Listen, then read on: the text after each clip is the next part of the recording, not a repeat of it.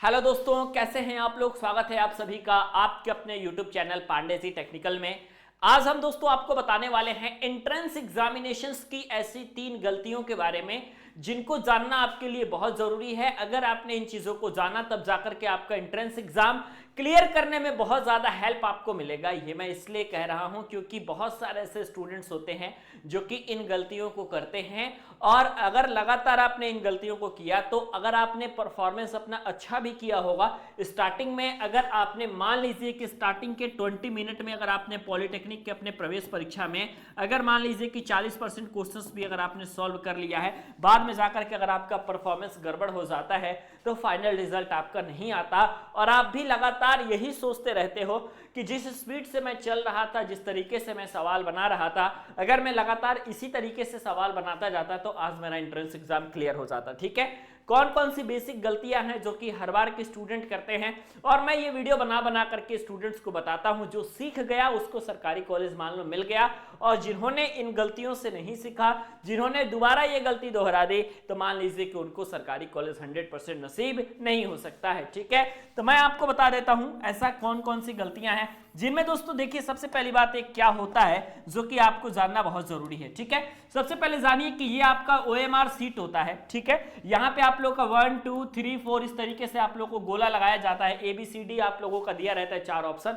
आपने देखा कि आपने जो है अपने एंट्रेंस एग्जाम को खत्म करने में आपका मान लीजिए आधा घंटा बाकी है, और आपने जो है मान लीजिए कि 100 क्वेश्चन में से आपने जो है सिर्फ और सिर्फ 65 क्वेश्चन को ही गोले किए हैं। लेकिन इन 65 क्वेश्चन को दोस्तों जो आपने गोला किया हुआ है ना, ये आप समझ जाइए कि आपने अपने क्वेश्चन अपने तरफ से लगा करके 100% एक्यूरेसी के साथ इस 65 क्वेश्चन को किया है। लेकिन आपने देखा कि भाई जो मेरे बगल वाला लड़का बैठा हुआ है वो 2 घंटे में ही 100 के 100 रंग करके बैठा हुआ है, 100 का 100 गोला करके बैठा हुआ है, तो आप ये सोचते हो कि इसका जो है ज्यादा क्वेश्चन सही होंगे जिसके कारण कट ऑफ पर बहुत ज्यादा असर पड़ेगा। और ये आप जो 65 क्वेश्चन सही किए हुए थे बिल्कुल सही, इसको आप क्या करते हैं कि फिर चेंज कर देते हैं और ज्यादा से ज्यादा क्वेश्चन करने की फिराक में लग जाते हैं, जिससे क्या होता है कि अब आप तुक्का मारने भी लग जाते हैं और 20 से 22 नंबर आप लोगों एक्स्ट्रा जो है बनाना शुरू कर देते हैं। इससे क्या होता है, सारा का सारा नुकसान दोस्तों ये होता है कि आपके आंसर्स ज्यादा से ज्यादा गलत होने शुरू हो जाते हैं, और जब आपके आंसर्स गलत होते हैं तो फिर आपके नंबर में भी कमी आती है, आपको सरकारी कॉलेज फिर नहीं मिल पाता। सोचिए कि आपने अगर 60 या 65 क्वेश्चन ही किया है और सारे के सारे सही क्वेश्चंस किए हैं, तो इससे सबसे बड़ा बेनिफिट ये होगा कि आप माइनस मार्किंग से बच जाएंगे। सेकंड बड़ा बेनिफिट ये होगा आपका कि जो आपका नॉर्मलाइजेशन होता है, ठीक है, हर बार नॉर्मलाइजेशन होगा, ये बात याद रखिएगा। आप चाहे किसी भी एंट्रेंस एग्जाम को दीजिए, आपको जो है नॉर्मलाइजेशन का मतलब समझना पड़ेगा। नॉर्मलाइजेशन हर बार होगा। नॉर्मलाइजेशन में फायदा उनको मिलता है जिनकी गलतियां कम रहती हैं। अगर मान लीजिए इस 65 क्वेश्चन में अगर आपकी एक भी गलती नहीं है तो यहां पे आप लोगों के पक्का नंबर नहीं कटेंगे, अपितु आपके नंबर बढ़ जाएंगे। ठीक है, लेकिन मान लीजिए कि अगर आपने इस कंडीशन को फॉलो किया हुआ है, आपने 10 से 15 क्वेश्चंस आपने एक्स्ट्रा लगा करके चले हुए हैं, उसमें नॉर्मलाइजेशन का नुकसान आपका हो जाएगा और 4 से 5 नंबर आप लोगों के कतई कम हो जाने वाले हैं। और 4 से 5 नंबर अगर मान लीजिए किसी एंट्रेंस एग्जाम में आपका कम हो जाता है तो आप सोच लीजिए कि सरकारी कॉलेज पाने से आप कितने ज्यादा दूर चले जाते हैं।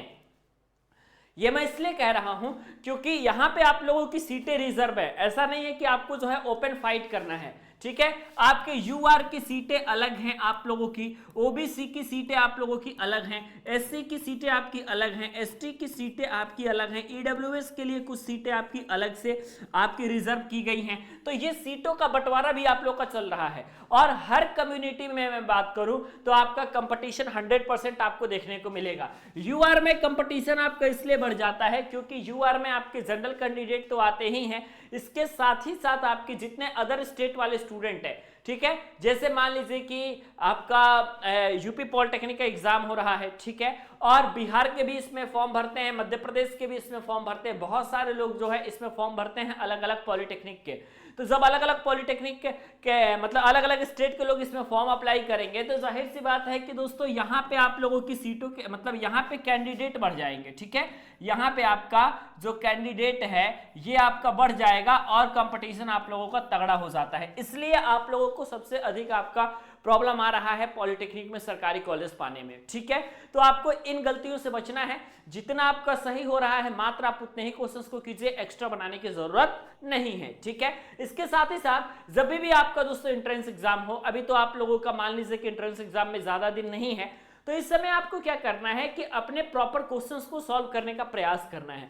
काफी सारे लोग सिर्फ वीडियोस को देख करके रह जाते हैं, एक भी कॉपी पेन नहीं उठाते। अगर ये भी आप गलती कर रहे हैं तो वीडियो से सिर्फ क्वेश्चन को लीजिए और जितने स्पीड से सर सॉल्व यहां पे कर रहे हैं, अगर आपने उससे पहले अपने कॉपी में सॉल्व करना शुरू कर दिया तो आप मान करके चलिए कि आपके पढ़ाई की रफ्तार अच्छी चल रही है और इस अच्छी रफ्तार में आप जो अपने सरकारी पॉलिटेक्निक कॉलेज को पा लेंगे। ठीक है, और तीसरी बड़ी गलती जो कि लोग करते हैं, जो आप लोगों का ठीक है जो एमसीक्यूज का पोर्शन होता है इसमें आप लोग जो है रटने लग जाते हैं। ठीक है, रटने का तात्पर्य यह है कि जो एमसीक्यूज रहता है उसको आप रटने लग जाते हैं, जबकि थ्योरेटिकल पोर्शन पे कम ध्यान देते हैं।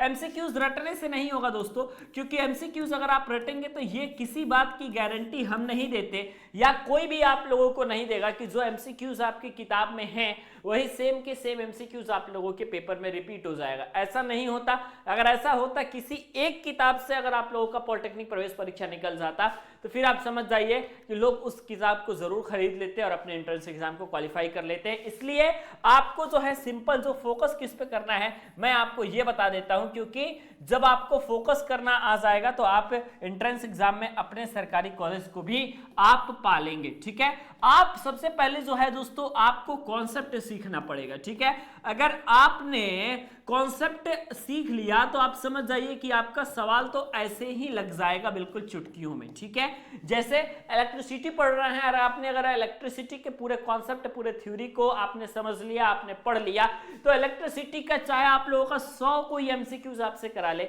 या आपका 200 एमसीक्यूज करा ले, आप आसानी के साथ उस एमसीक्यूज को बना लेंगे, उसमें आपको कोई दिक्कत नहीं होगी। लेकिन अगर आपने मान लीजिए कि इलेक्ट्रिसिटी के आपने 50 एमसीक्यूज को रटा हुआ है तो जरूरी नहीं है कि बिल्कुल सेम क्वेश्चंस ही आ जाए।